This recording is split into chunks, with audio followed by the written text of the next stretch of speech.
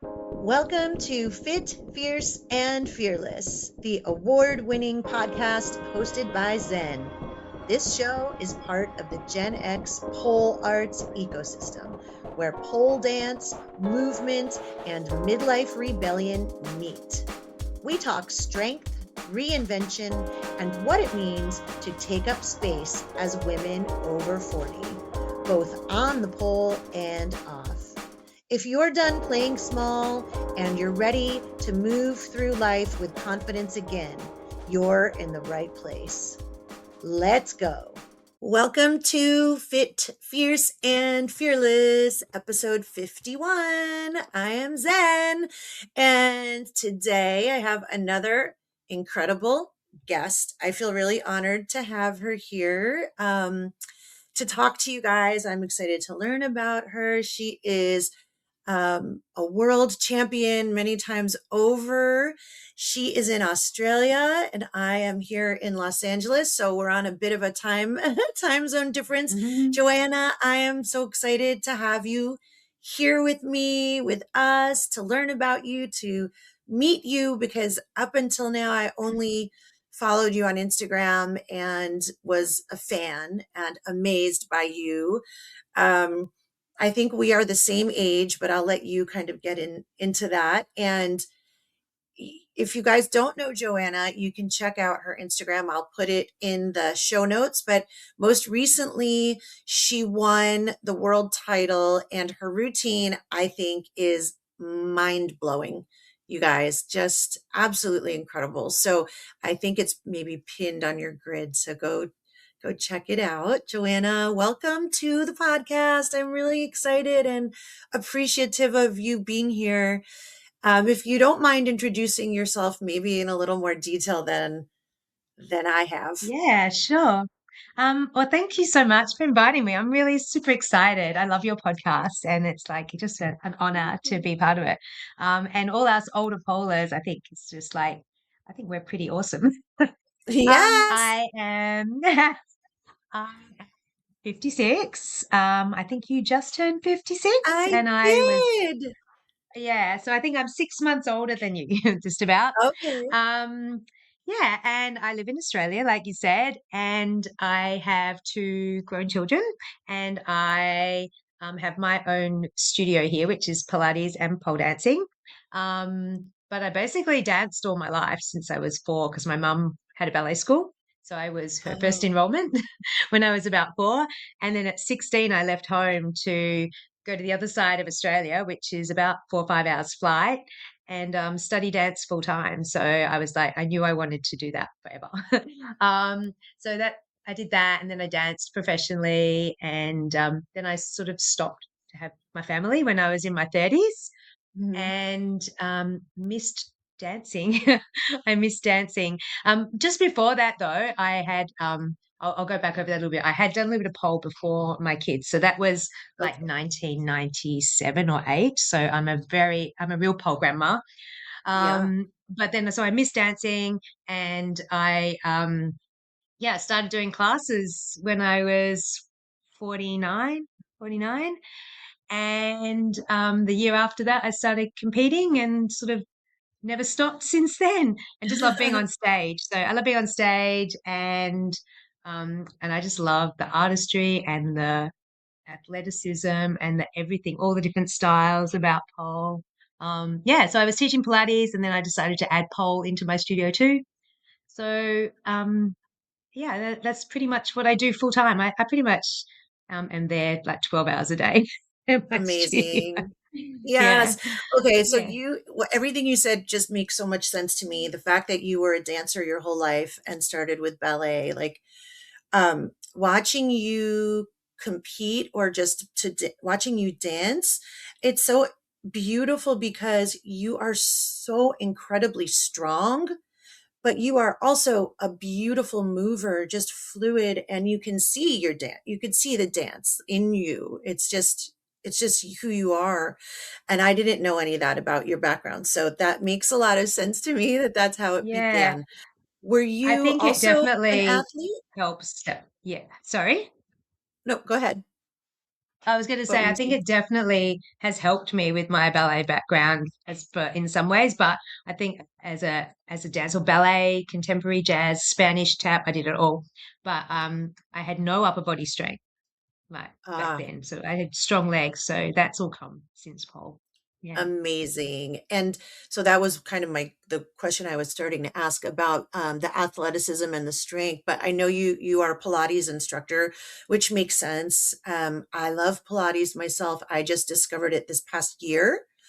Um, and I don't do it enough. It's very difficult, but from a strength building perspective, it's super effective. And as polars, I'm very lopsided because I don't always train both sides. And I feel like yoga, Pilates, it helps me really to balance out my strength. for But sure.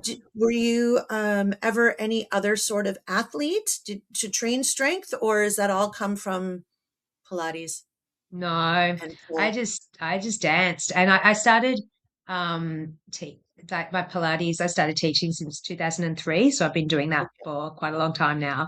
But so that Mhm. definitely built a lot of my strength there, I guess. But it was more mostly mat work back then. But then I just did the studio stuff with all the other equipment. I don't know if you've seen much of the other Pilates equipment aside from the reformer. There's trapeze table and there's which is called the Cadillac, and then there's the Wonder chairs. There's so many other bits of Wow. equipment. So I did a lot of that, and that definitely sort of gave me a little bit of a lead in to doing pole. But I had done a bit of pole, like I said, before my kids. So I actually worked in the clubs when I Okay. was in my late 20s, and I used to do, and I started learning. Well, I learned a little bit of pole from a friend who moved from Paris, and we sort of self-taught a lot.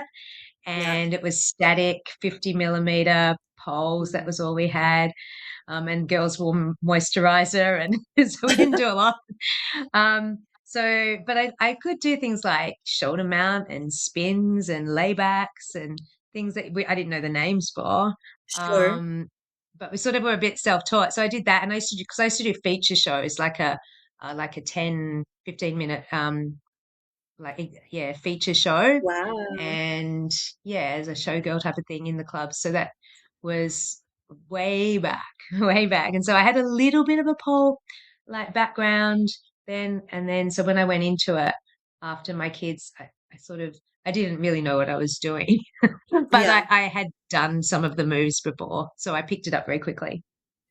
Yeah. Wow. So in the 90s, I don't know about in Australia, but in the States, there really wasn't much. I mean, the clubs, but there weren't pole studios. I, Oh no, that there I am wasn't. There was aware no of. pole studios. And they sort of started, there was a couple popped up while I was in like mum mode. Yeah. So Bobby's Pole Studio. I don't know if you've heard of Bobby's Pole Studio in Australia. So No. they started the Miss Pole Dance Australia competition. So I'm yeah, familiar with the yeah, yeah. competition. Yeah. Yeah, so that sort of popped up during my remission, I guess. Yeah. And that's when I started going back to classes there. So yeah, I started my style was showgirl, exotic, stripper, basically. I might have to say that. Yeah. You like to say that word? Yeah. Yeah. Yeah. Of course. Uh, yeah. Amazing. So how old were your kids? Were they grown out of the house? Like, what made you go back? I know you had the yearning for it, No, but they because were I talked to a young. lot of, well, they were young when you went back? Yeah. Yeah. So I went back because I was in the like, when you go to mums groups when your kids are little, you go to your Yeah. mums group. And one of the girls in my mum's group, so the kids were, they wouldn't have even been at school. 2009, 2009. My oldest would have been 8 and my youngest would have been 5. Okay. So one of my mum's group friends was doing the Miss Pole Dance competition. And I thought, I'll go Uh, along and watch. And after that, I was like, I want to do that. And that was basically it. okay. Yeah, because I know for many people I talked to and myself as well, when my kids were younger, and because I didn't start pole until my kids were in high school, or maybe my youngest was in, so high school would be like ninth grade, and my youngest was probably 12 or 13 at the time. So I just didn't have the wherewithal when they were younger. And I don't think I had the self realization, maybe. I was so engrossed in being a mom that I wasn't even thinking about what do I need or how can I do something that's just for me or Hmm. express myself. So I love that you were able to do it and that somebody in your mom's group was already doing it. That's cool. You have a cool mom's group. Yeah. And she ended up teaching for me at my studio later down the track. Ah, So, I yeah. love it. So Yeah. what did you compete right away that first year after you saw her, or when did you start Um, competing?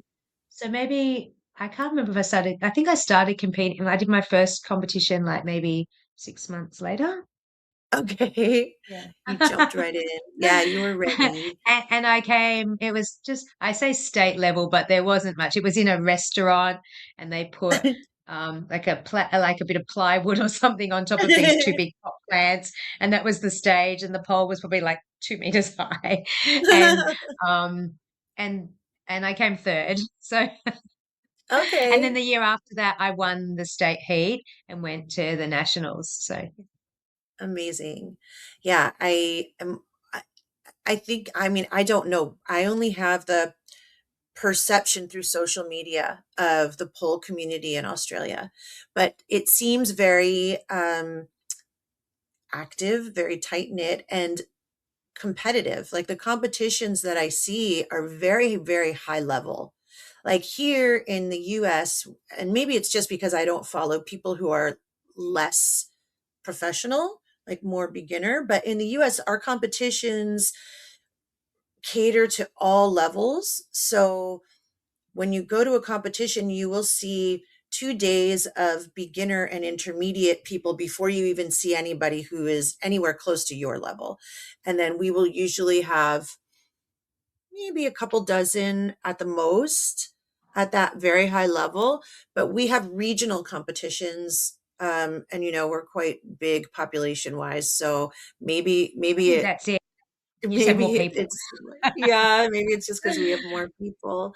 But Yeah, we do have, yeah, we do have I'm like just going to say the I'm lower level ones, impressed and they by usually the seem to, yeah, they do seem to be level sort of of split up mastery. more. Yeah. I think they're more split up, whereas yours seem to run like everything all together. Whereas we Yeah. sort of, I tend to have more like they call it more social competitions for the more beginners, and then you go into the more professional ones, and so you just have it on one night usually. I see. Okay. And then Mm. obviously we send people to the worlds and the international competitions where you've been as well. Um, so yeah, it's really cool how our pole community brings people together from all over the place. I love seeing Oh that. yeah, for sure. I mean, I've done a lot of the competitions that I've done, and I guess especially because when I started, there wasn't a lot of competitions in Australia. So, Hmm. especially I'm in Western Australia, which is quite isolated from the rest of the country, and we didn't have much over here. So, any competitions I did, I would have to go over the eastern states, and then I was just pretty much just put myself out there, and then apply for competitions and then apply to go to the worlds. And so there wasn't really as many qualifiers or anything like that at that stage. So I guess I got myself to that sort of level just through the fact that there wasn't much around and I just put myself out there and pushed my put myself into those competitions and then yeah and then did well. So I guess I was a bit lucky starting earlier in a way when there wasn't Hmm. as much around. Yeah. Yeah. And you paved your own way. That's so cool. Yeah. And So then I you did mentioned that you Australia. spend like Yeah, go. 12 hours a day in the studio. Yeah. Um, I know you're not training that whole time. You're running the studio and No. you're teaching and Yeah. you're doing Yeah. Pilates and pole. I also know that you were injured not too long ago and you had to have a recovery, right, from was it your Achilles? I ruptured my Achilles tendon. Yeah, I was supposed to do a competition. We've got a big competition here, which started a few years ago called Pole Icon, and Hmm. it's an invitational competition. And so it's pretty big, and to be selected is a big honor. And I was supposed to do that in 2 years ago, and I've been training really hard. And then I was supposed to fly to Sydney, um, and my son was going to come and pick me up at the studio to take me to the airport. And I hadn't been happy with one section, and I just fixed it. And I thought I'll just do one more final run through before he picks me up. And it was like 12 o'clock. I taught Pilates in the morning and I taught a pole class. I thought I'll just do one more run through and then he'll come and pick me up. And that was just that one too many. So, and I fully ruptured my Achilles Oh my gosh. and and I had surgery 3 days later. So Mm. I missed out on that competition, but I am doing it again in 8 weeks' time. I am Ah, bringing that show to the stage in 8 weeks' time, which is very exciting. that is. And but yeah, so that was a long recovery because they say, well, I didn't, when you look it up about Achilles, and I listen to so many things, and people are like, my greatest fear is an Achilles rupture as an athlete, and and as that could be Oh, career ending and all those things. So I just like, I'm very proactive, like I said, with the comms and everything. And I was in the emergency emailing every single orthopedic surgeon I could find in Perth. So, and then one replied on Monday and said, we can get you in. And so I did it. And then I just, um, yeah, basically rehabbed the shit out of it. yeah. I couldn't find a good physio here. And I found a guy in the States who I worked with online, and he was amazing. Um, and he just works with athletes who rupture their Achilles. And he Oh gave my me a gosh. program, and we worked really hard. And 11 months later, I was on stage. So Wow. I taught I went back to teaching a week after my surgery. Oh my gosh. And I have stairs at the studio, and I was in a boot, and I wasn't allowed to weight bear for 3 months. So I wasn't Oh allowed to stand on wow. my left foot for 3 months. So I had a scooter, and I'll send you a photo, but it's on my Instagram somewhere. But I sparkled it all up, and my scooter is all sparkled up. And then I had a special knee crutch to get me up the stairs, and I taught from the scooter, and Uh, I made it work. And yeah. yes. Yeah. So Wow. mhm. The just saying the ruptured Achilles, that sounds extremely painful. Like I just It can't actually even. wasn't No? not when I did it. Okay. Um when I did it, I won't go into great detail because it's not really nice. But when I did it, I thought something else had happened, and then I stopped and I felt, and I was like, I knew straight away what I'd done, but it didn't hurt at all. And then I Interesting. walked up the stairs to try and find the ice pack. And then Oh, I came down and rang my husband and said, I've done this. And it was later on, I guess, after the shock wore off, that it was a bit sore, yeah. and the repair. Yeah. So, but when it actually happened, I didn't feel a thing. Wow. And yeah. I guess that's fortunate. I think when a traumatic injury like that happens, sometimes, like you said, the body goes into shock and the area is just numb. It's like just so Mm, much trauma to it that you can't feel it. So I guess that's a good thing. yeah, maybe. I don't know. And wow, 11 months later, so you really stuck to your program and you really did what you needed to do. It's really impressive because I find, my problem has been recurring for me is a torn meniscus in my knee, and it gets irritated, and I've considered having surgery, and last time I was going to have surgery, but then I was doing Pilates and I was doing contemporary dance, and I was able to strengthen around it, and the pain went away and the swelling went down. Oh, But yay. my problem is always that I don't give myself that time to heal. It's hard to stop what we do and just let your body really rest. When it's something like a ruptured Achilles and you have surgery, you didn't have an option. You had the boot. There wasn't much you could do. But when it's something like this nagging knee issue, it's like, well, today it doesn't feel too bad. I could still, train or do Yeah. this or that. And then, then I have to rest an Then you additional week suffer. because Yeah. yeah, I don't know why we do that to ourselves, or I do it to myself, I guess but it's I guess it's just knowing that these are the things that aggravate it, and I have to avoid those until Mm, I know I can do them. But I guess one thing that did come out of that was that um, I'm in menopause, and hmm. I didn't really think that I had any issues. I mean, looking back, I Yeah. can see things that were happening. But after that, I was like, maybe that going through menopause and the loss of estrogen and all those sort of things, maybe that's really affected my tendons. Mm, So I started to look into that a lot and do a lot of research and listen to a lot of podcasts and read a lot of yeah. things. And that's when I decided to go on HRT. So Hmm. it sort of prompted me to look into some different things as far as my nutrition and how I look after my body in different ways, and maybe a little bit more plyometrics and loaded work. And really, I mean, I do that on reformer anyway, but just some different ways of training as well. So it did make me take stock of a few different things. So it's actually been, I always think like if you have an injury, something good can come out of it. Oh, Yeah. see, I lost my earbud. Hang on. I always think if you have an injury, something good can come out of it because it makes you then train in a different way or look at Hmm. things from a different perspective, and then you come back stronger. That's my Yeah. take on it anyway. Yeah. No, I agree. And yeah, so menopause, I do hear that it affects your not only your bone health, but yes, all the connective tissue as well. I've been on HRT for probably almost 2 years now. It made a big difference in all of that, in recovery and I just think so. resilience. And yeah, yeah, it's really helped for me. Can I So I'm ask you a question? grateful. Yeah. Do you take testosterone? I do use a cream, testosterone cream, but Mm. I'm not as disciplined about using it. You're supposed to use it 2 times a day. Some days I only use it 1 time a day.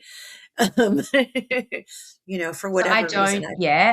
Yeah, I don't. Okay. And one of the reasons I don't, because the last competition I did, which the one you spoke about, Mhm. was the World Pole Art Championship. So that's with the poser. So there's the IPSF and poser are the two Yeah. big federations that are, going for that sort of Olympic recognition. And because they do anti-doping, you can't take testosterone. So I Oh, haven't tried it. I haven't tried it yet. Or um, interesting. yeah, yeah, you actually can't. I would have, if I'd had any in my system, even the tiniest little amount that you get. I even checked, and it's with the international federations of anti-doping or whatever. And so, if you're doing that sort of thing, any athletes, and I know that's the same for any athletes that are competing, you can't have any in your system at all. It's Oh, actually totally banned substance. wow. Okay. Mm. Well, I learned something. Everybody listening learned Yeah, something. Well, that's good to know. yeah. um, because it does help with, I think, energy and strength a little bit. It's not like taking steroids where all of a sudden you feel like, woo, and you're gaining Mm. massive muscle. I feel like I'm still fighting to just retain the muscle that I have We at are, this yeah, for age. sure. Yeah. And Yeah. and compared to 10 years ago, if you look at my musculature and my definition, it looks very different. Like I don't have nearly as much and it feels different. Like my muscles feel a little hollow. I don't know how to That, explain. do you know, actually, that's interesting because I listened to lots of podcasts, and one that I Yeah. was listening to today, they were talking about how in menopause or post-menopause, the muscle structure actually changes. Interesting. Yeah, I mean, because Yeah. I feel it and I can see it. I'm like, it's not quite as solid feeling. Like it just has a different Mm. consistency, texture, I don't know, Yeah. structure, The like you're fiber, saying. somehow the structure is different. Yeah, so which is quite Oh. interesting. Yeah. Send me that podcast link. I wanna I listen. will. Yeah. It was Peter Attia. Peter Oh, Attia. okay. Yeah. Okay. Yeah. Yeah, I like him. Mm, I just haven't heard that mm. one. So what else have you noticed since you've been polling since you were so young, as you've gotten older? Um, what other changes have you noticed in the way you train or the way your body recovers, progresses, etc., as you've gone through menopause? Yeah, I think in my 40s, I don't think I noticed a lot, although apart from mood swings and brain fog and those things, and maybe a bit of joint pain and night sweats Yeah. and all those sorts of things. But I still quite could train a lot. I can't train as much. Like I don't think I can train as much now, but I Mhm. still do train pretty hard. So it's a bit hard to tell. My recovery is maybe a little bit slower. I think I'm still pretty good, but I Yeah. definitely think that it's affected my recovery. Um, and maybe like I just had 3 weeks off at Christmas and the coming back was hard. Mm. Yeah, I noticed that. I noticed that the break was harder to come back than maybe breaks I've had before, but yeah, That could I also think be my because you were training flexibility, yeah, so hard so hard. before the holidays Yeah, for the competition. I Your body was know. probably like, yeah, massive Yeah. recovery. But you also mentioned nutrition and I think supplements. So, what have you discovered? Anything with that that's been beneficial that I you and your started body's taking creatine. okay? Creatine I Hmm. take. I even though with all and this is the I guess the thing for us to be aware of is that even no matter all the things I've done and how hard I've trained and that I do weight bearing exercise and all those sorts of things, I still I had a bone density scan last year, which I was really nervous about, and I have Yeah. osteopenia in my hips. Wow. So it was a bit of a I guess a bit of a shock, but maybe, but not unexpected, maybe. I don't know. It's just an age thing. And so just makes me go, well, I need to just make sure I'm doing the calcium and the vitamin D Yeah. and making sure that I am doing weight bearing, not just up the pole, because just up the pole is great, but it's not loading your bones Yeah. in the sense that we need in our in our legs and our backs and those sorts of things. I have arthritis in my toes as well. Oh. So I had to have surgery on one of my toes a few years ago because it was totally locked up.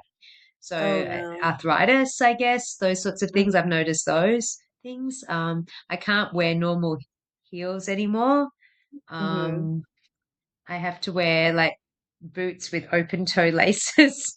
So Yeah. just adapt. I guess it's just adapting. Yeah. Yeah. Definitely adapting. I use creatine also. I do notice the difference with the creatine too. I guess it's probably been I don't know, when I was a runner, so I was never really a dancer. I was more on the athlete side. I was a runner and a swimmer and a cyclist. So I used to train for those kinds of events, and so I was using some creatine back then, but not daily. Now I use collagen in my coffee and Yes, creatine, and I do notice these things helping because when I I take a think break so. from them, I feel the difference. Yeah, in my training too. In my Pilates, what's really popular in the States is Legree Pilates. I don't know if you guys have I that there. don't I know think the much about. I don't. reformer is a little bit different. I think it is. I don't know a lot about it. I know there are purist Pilates people that say it's not Pilates, but Yes, I really haven't looked into it a lot. I'm not yeah. really sure. I would guess that the purists would say it's probably not real Pilates, but that's what that's what I started doing just this past summer. So maybe the past like 5 or 6 months doing that, and I think yeah, it's been interesting. But just was curious if you if you were into that down there. So you mentioned that I you think there are. I just don't know a lot about it. Yeah. yeah, but so you do Pilates on the mat, you were saying, right? And you also do And the reformer. reformer, Yeah. yeah, as well. Yeah. Yeah. and I have like I have some of the other equipment as well. So it's all resistance based when you're using the equipment. Hmm. Um, I'm very I'm very much about Pilates being like good technique and refine and fine tuning and making sure people are like working proper muscle engagement and those sorts of things. So I'm a little bit picky, but I feel like Right. it makes you get more out of it in the sense of like the smaller muscle groups and the stabilizing muscles as Hmm. opposed to just um, as a strength building. So that then is layered on, like, is on top of it. So Yeah. I feel like it really starts from underneath and from the center. That's, and I really believe, is what Pilates is really about, and my focus is on as for myself and all for my clients, but just yeah, making sure people's bodies are moving well as well, Hmm. moving well, because I mean everyone's different, and a lot of my clients are definitely not athletic, Yeah. or they're older or have injuries or and those sorts of things so, as well. Mhm. Do you train your pole dancers that you teach and coach on Pilates also? Or what other type of Some of them cross do. training? Hmm. Is It's up there to any them, other really. cross I have a training? few. Okay. Do you do anything else yourself, cross training wise? um I started doing a little bit more um like weights, just again for the bone density. Like I bought one of Mm. those hex bars to do some Uh-huh. squats. Um, and yeah, I just sort of mix it up a little bit, and I'm trying to do like just that little bit of more, I guess, yeah, heavy lifting in that sense, but I don't do a lot of it. It's not it's not as Yeah. much what what my inclination is to do, but I know I need to do that as part of my as part of my Yeah. body work. Sure. That's I when I mean, have to we make all, myself do. yeah, we all could do different things, right? We could always improve what we're doing, but I think what you're doing seems to be working for you. So you've got a pretty good routine, evidenced by, you're performing and competing. So one thing I did want to ask about, when you're putting together a piece for competition or performing, because you've performed a ton too, like, what is your process? So, and what I mean by that is when I've spoken with some other of the international competitors, we've talked about, like, well, it starts with music, or it starts with the concept, and then the pole pass, and then the floor, the choreography. So how's your process unfold? Sometimes I have like a concept that I want to do, or it might have been like once I did a competition where the theme was playtime, so I had to find something that was related to that. Or if it's pole art and I want to tell a story, what do I want to tell? But then so then I search for music. Um, or I find a piece of music. So it's either concept or music. But Okay. I mix my own music, and I can't start choreographing until my music is right. So Yeah. I mix my music and um make sure that's what I want, and then I choreograph from there. And then I sort of have an idea of what I want maybe the storyline to be. So if, for example, I did an Anne Frank Mm. show. And I did a lot of research with that one. I did a lot of reading. I read her books and I read other books about the Holocaust, and I have my family history as well. So I did a lot of, yeah, reading and watching movies and stuff like that. So for that one, I wanted to really embody the character. Hmm. Um, I do look at the criteria now. Some I haven't always in the past, to see how much the score is going to be on floor work, or if they want more dance or they want more pole or the more tricks and those Hmm. sorts of things. But then the music guides me a lot. I Yeah. choreograph to the music. I have ideas of moves I want to do, but I definitely choreograph Yeah. and then I spend a lot of time working on my transitions as well, Mm, so that the flow from the pole to the floor and the floor to the pole, or is so it becomes, I want it to be one piece as opposed to a pole combination, then a floor combination, then a mhm, pole. So it has to all meld together. Um, so then I usually train in sections. I'll train maybe the first section and then the second and the third, and then I might train the first and the second together, then I might train the second and the third together. So I mhm. train to build my stamina by doing it in little pieces, and then I put it together and I video nearly every session, Yeah, because I don't have a coach. I basically coach myself and I choreograph myself. So I yeah, so I'm very like, I need, the angle is not quite right. It needs to be that way, or my hand should be palm up or palm down because it doesn't yeah, quite suit the character or the move. I don't know. I'm a bit pedantic and maybe a little bit too amazing. perfectionist about it. But then I drill all those things and and then I visualize, but like a lot. I listen to my music in my car and I go to sleep visualizing my routine. um, yeah, this next one that I'm doing at Pole Icon, which I think, I'm hoping will be spectacular. I don't know. I hope so. I also made my costume because I had Wow. that came from that actually that one actually came from a it was inspired by something that I saw. Mhm. Um, and I'm like, I want to do something with that. And then I had to work out how to make that work. Yeah. So yeah. Wow. So Wow. I guess it depends because I've done heels comps and I've done sports comps. Like I've done the Arnolds and I've done um, art where I have to tell a story, and I've done Mhm. more lyrical ones. Yeah, so I've done lots of different comps. So I guess it depends on that. But yeah, you always the music. The music has to be before I can choreograph. Yeah. Yeah. Mm. Yeah. Yeah. It sounds like the music and the character, and then the Yeah. choreography comes out of that. Yeah, or the What? feel, like if it's a song, Yeah. like what feeling.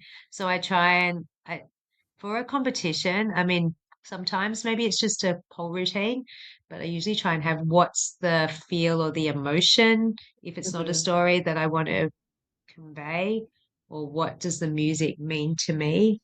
Yeah. Mhm. Yeah, Yeah. that's So the I guess that comes performance. from my dad's background as well, Yes. but also I want it to be a whole performance rather than uh, just a show. I did I don't know if you knew, I did Australia's Got Talent Mhm. in 2013, and I got through to the semi-finals, and they suggested, which was really cool, a flying stage. So the stage came up and there was pyrotechnics flying off the thing, and I had backing dancers. And but I remember one of the things that one of the judges, or not the judges, one of the choreographers doing other things said to me was, you're not a pole dancer, you're a pole artist. And I like to think of myself Mhm.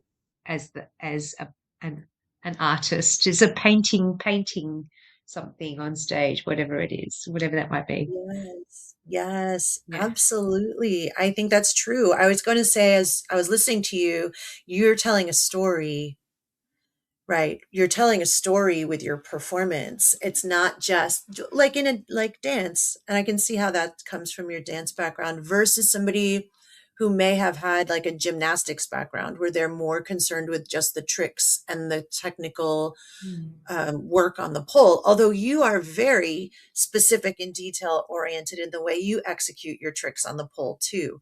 So you kind of have the ability to, or not kind of, but you absolutely have the ability to wrap it all together, the art side and the athletic side. And I think that's what makes Mm. you so compelling to watch. And I have Thank you. seen your Australia's Got Talent video too, which is so cool. Yeah, Yeah. it was really fun. It was like 2 minutes, but it was really fun. Yeah, yeah. How did I that guess, come I about? guess, How did you get on the show? I just applied. I just applied again. I saw an ad up for we're looking for people to audition, so I would put in Mhm. an application, and I I mean, obviously, when they do those shows, they want a story. So they want a Yeah, backstory that they can use that of they can course. sell. And my story was that I was a 40 something year old mother and Yeah. I had two school age children. And at the time when I applied, I was in between training at a studio and opening my own studio. So I was training in my lounge room at home. Wow. So they played on that. They really loved that part of the story, I think, that is Yeah. this 40 something year old mother training in her lounge room while the kids are playing TV games. Right. And so they came and filmed that sort of stuff. So it was, yeah. So in a way, I guess my situation was lucky that helped me get on there. But I also, when I went on and did the audition, it was the judges loved my show. So Of I course. got all the four X's or whatever they were. Uh-huh. And so yeah, and then the producers liked my story. So then I got invited to the yeah to do it the semi-final. Yeah, That's so cool. And I'm sure that you have that performance, because it was broadcast, had an influence on other women in Australia deciding to try pole. Like I hope I'm, so. I think so. wow, They were a bit sneaky in the fact that I think that they liked me training in my lounge room, so they never once promoted my pole studio. yeah, that They stinks. promoted my Pilates studio, but they would bypass the pole. So I don't think they Mm, wanted to show that in the sense of that they liked my story. yeah, But so that was a bit of a downside for me from that, but it was a great experience. But I do know people even in Perth that did start pole dancing because yeah, yeah, because they'd seen that. Yeah. for sure. I think it's so cool. So you mentioned your kids a few times and they were young when you started.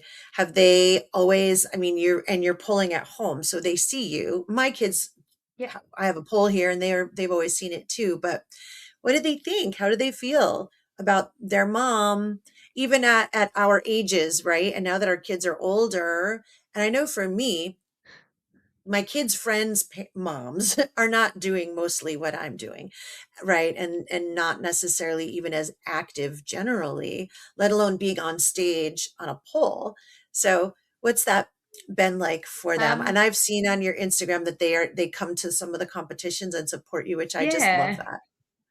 Yeah, well, that when I started because they were young, they came to Australia's Got Talent, and there's them on the film. But they were at school, and when I won my first Miss Pole Dance here, my youngest son went to school and did a picture of my mum just won a competition, and then the principal got me into the office, and all the staff watched my show. And then they invited me to perform at the school fete. And so that was when my Oh, kids were wow. younger. So my kids have always been, that's just the way it is. And Yeah. their friends would come over and go home and say, I want a pole like my friend. And so it's just been just normal. And that's just been part of it. And they spun around on it. And they Hmm. do gymnastics. Both my boys Okay. do gymnastics. One's 24 now and one's 21, Okay. and they've both when we were in COVID actually, because they couldn't do gymnastics and all the everything the classes were shut down, they Yeah. asked me if I could teach them pole. So they Ah, came to the studio and we did pole dancing lessons. So they learned all sorts of stuff. They were amazing. One of them put together a little routine and they were like, because they're strong from their yeah. gymnastics. So yeah, they did that. And then they've both worked at my studio on the reception. Hmm. One's been working there tonight and that they walk in on the classes all the time, Love it. and they help out at my competition doing stage managing Amazing. or tallying scores. So they've just been part of it, and they're proud of me. Yeah. Um, yeah, they're proud of me, and they just tell their friends that if none of their friends have ever said anything negative, and if they did, they would stand up for me. So Yeah. yeah, it's never. been an issue. So it's yeah, I'm Yeah. very lucky in that sense. Yeah. Yeah. Well, they're lucky too, and I'm sure they're extremely proud of you. Like, yeah, you've had so many massive accomplishments that most people, male or female, like don't accomplish a lot of the things that you have. So, yeah, I'm sure they're very proud of you. And that sounds like fun during COVID on the pole with the boys. It was so good. They were doing Yeah. like pencil spins and flares and Oh my learning God. like all these different things. Yeah. So cool. I love to hear it. And I have my kids are a little bit younger than yours. My twins are 19 and then my youngest one is 17. So they're not too far behind you. But yeah, their friends don't have never said anything to my face anyway. Like I've never heard anybody say anything about it. So yeah, I love it. I love that we're all in it together. And they also They help at might my pole they've had shows. parties. They've had parties here where the kids all have competitions on spinning or climbing the poles or yeah, it's just they just know. Their friends just know that's what I do, and so it's sort of normal, I guess. Yeah, It's just normal same. part of our lives. I think because Yeah, I've never made a big deal out of it and they've never made a big deal, maybe. I don't know. I don't same. know. It's just yeah. Yeah. Oh, that's fun. You mentioned your competition, and I want to make sure we talk about that too. Oh That you yeah. started your So own competition. I did, yeah. So I used to run the state heat of another championship, an Australian championship, which I ran for 9 years. And then I sort of stopped doing that. I even ran that and live streamed it from my studio during COVID, which was really exciting. But then I stopped running that. And there was a bit of a call for a new competition here that was um, like just allowed people to have a bit more self-expression and be Mm. really fair and in the judging and all those sorts of things as well. So I decided to start my own, and I called it Pole Unity. And the idea was that everyone was united in pole, and it runs over 2 nights. But it's two like 3.5 hour nights, Mhm. and I have from amateurs, so people who have never placed in a competition. Then I have a semi-pro and a professional and a doubles, and I added a pole artistry section where elite polers can apply and enter, and I pay them an honorarium, so they get paid a small amount to perform Oh, as a wow. guest show, basically.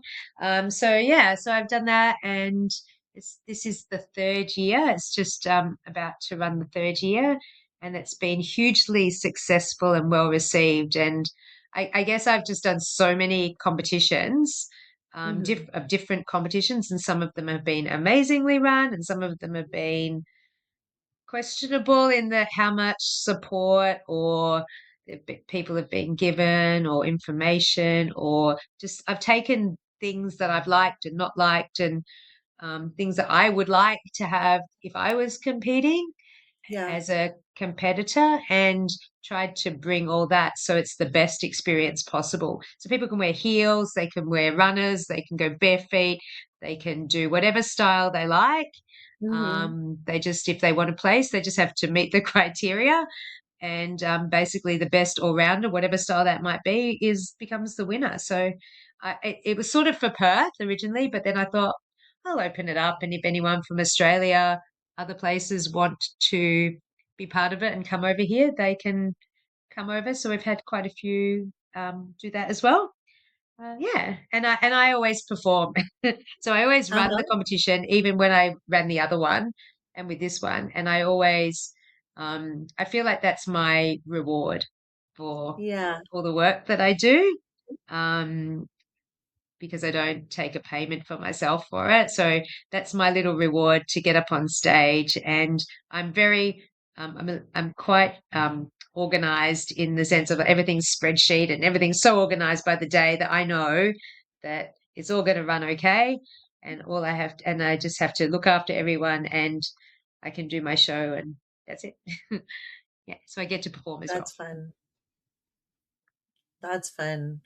How cool that you started that. So I'll put the link to that because you have your own Instagram for the Yeah. competition, right? So that'll be in the show notes Yeah. too if anybody wants to check out Pole Unity or wants Oh, to go down to Unity. Australia to be part of it. At the moment, it's Pole just for Unity, yeah. Australians, but I don't know. Maybe I'll do an international Oh. section one day.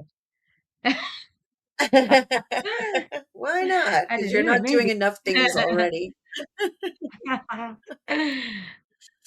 Um, well, that's really incredible. I mean, you've done so And I much. also It's the other actually inspiring. the other thing that I did was I wrote a pole teacher certification.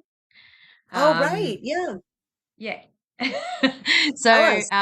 it was so I started making a little bit more of a manual for my staff, and then I thought it got a little bit more and more in depth, and then I thought, well, you know what, I could make it a whole certification. So it's like Mhm, it's quite a big manual, and I it sort of incorporates, I guess, Pilates concepts in a sense as well, but then it goes through sort of basic sort of beginner to intermediate moves, and it's quite comprehensive, I mhm. feel.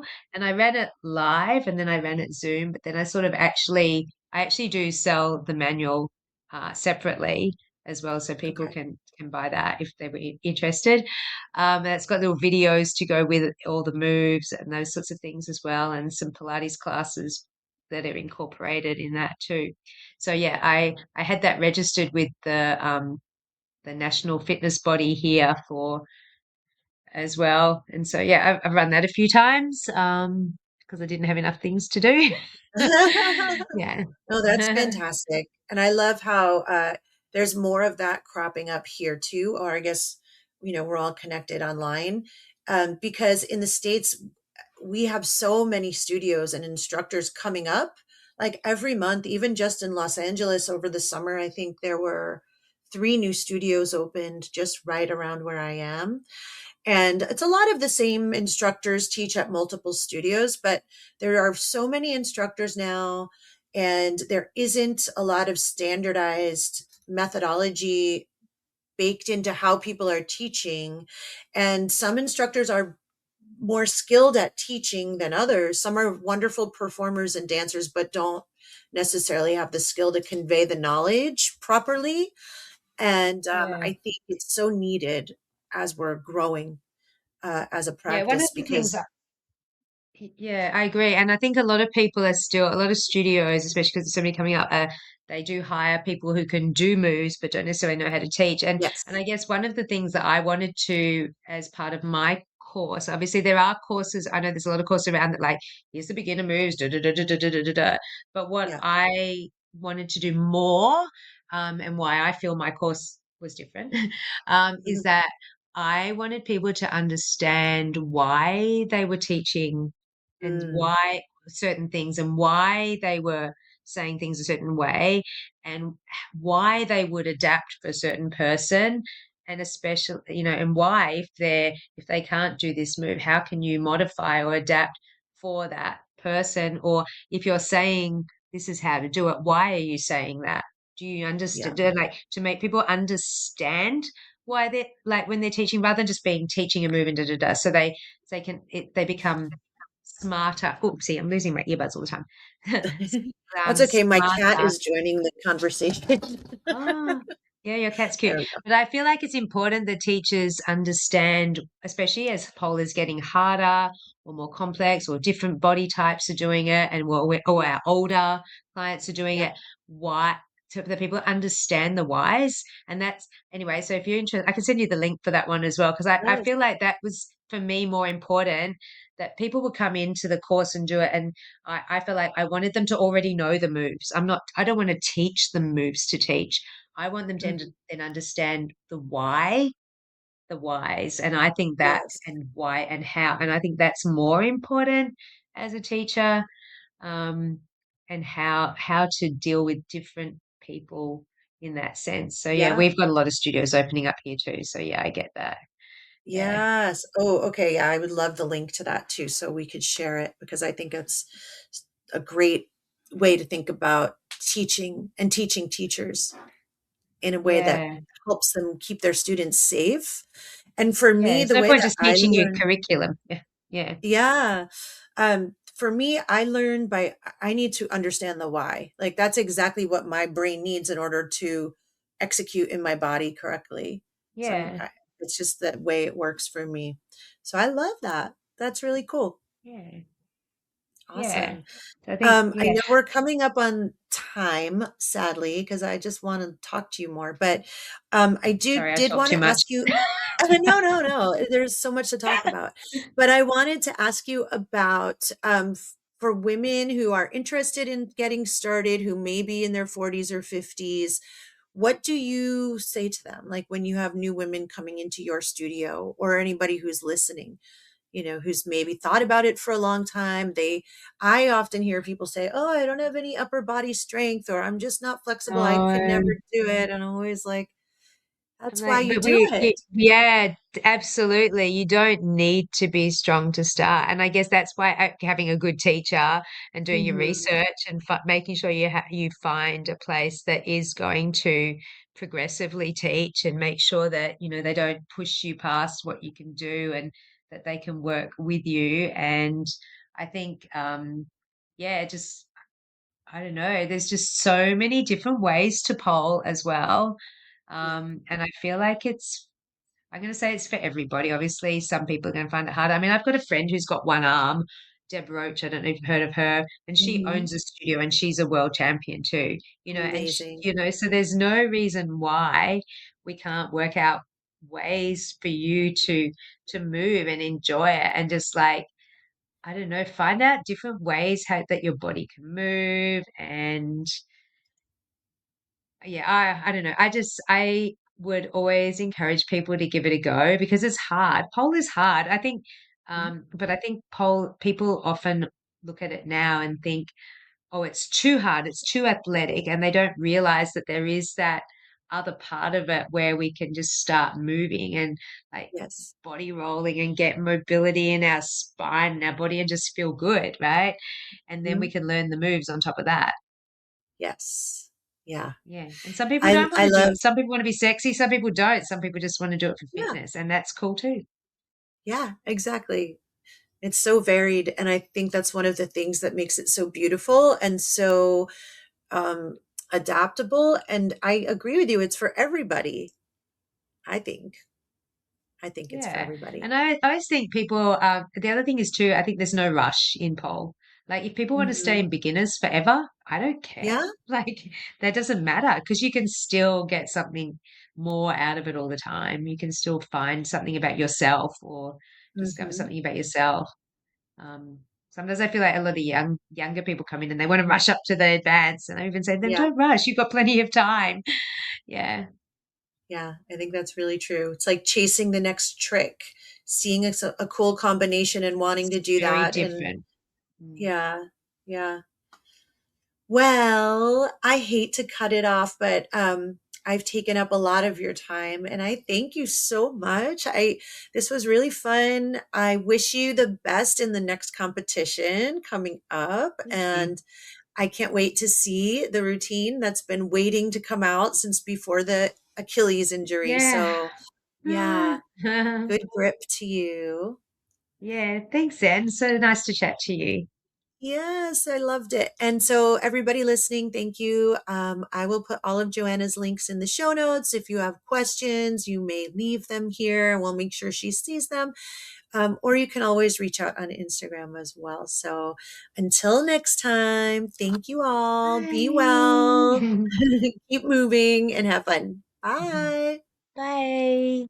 Thanks for listening to Fit, Fierce, and Fearless. If this episode moved you, please share it, subscribe, and leave a review.